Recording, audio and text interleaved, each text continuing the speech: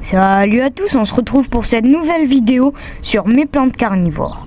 Aujourd'hui je vais vous montrer les plantes de ma collection et celles que je viens de recevoir par Nature et Paysage.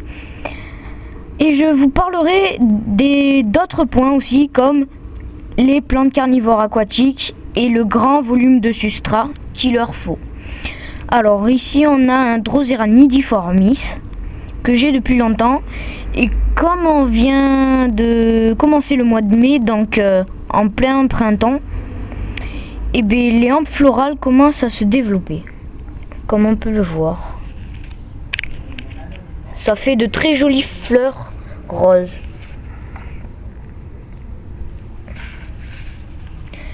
Ensuite on a un semis que j'ai fait il y a 2 ans de Drosera capensis type.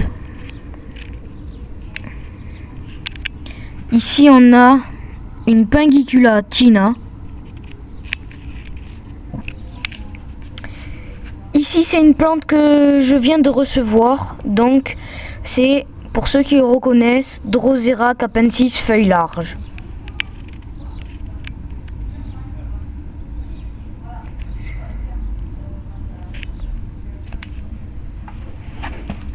Ici on a Dionea musipula que j'ai depuis 1 an, que j'avais commandé il y a 1 an,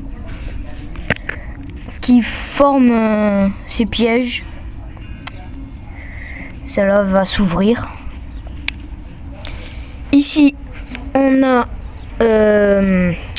Sarracenia farnami, qui est un croisement entre Leucophila et je sais plus trop.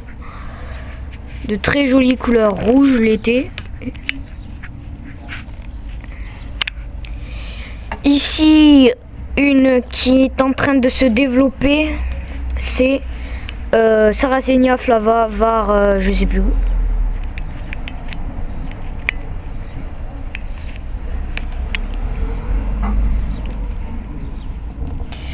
Ici, Pinguicula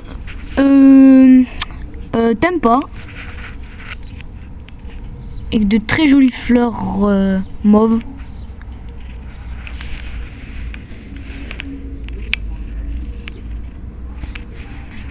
Et les gros Drosera capensis, c'est avec ces plantes mères que j'ai fait le semis il y a 2 ans.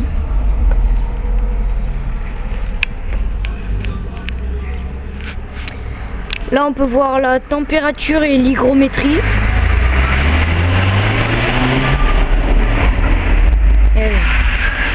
Donc en ce moment on a 19 degrés et 66% d'hygrométrie.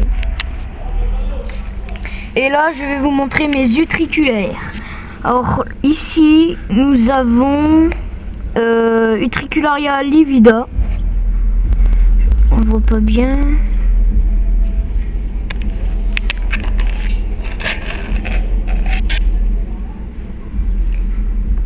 Qui forme de très jolies fleurs en prime. Ensuite Utricularia sandersoni,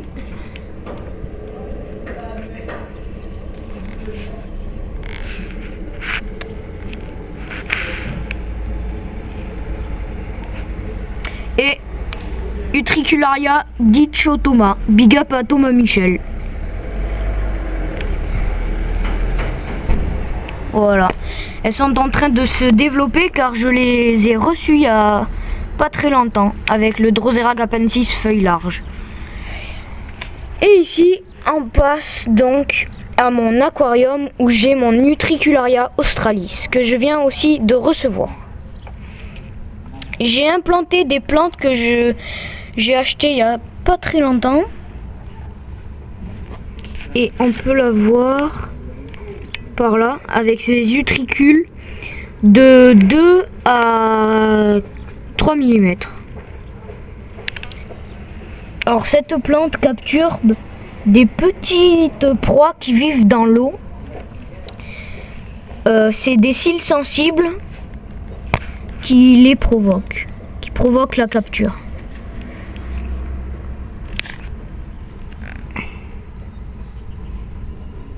Ici on peut voir, là vous voyez la bestiole qui bouge là.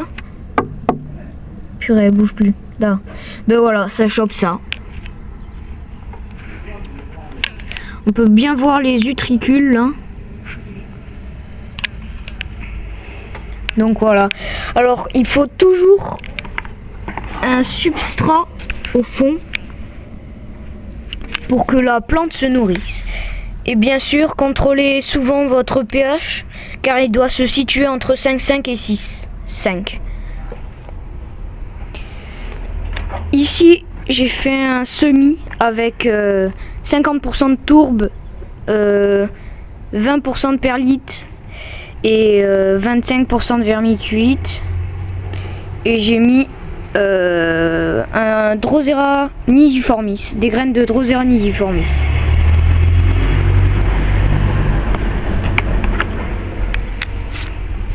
Et ici, j'ai fait... qu'est-ce que j'ai fait? Ah oui, ben j'ai planté des racines de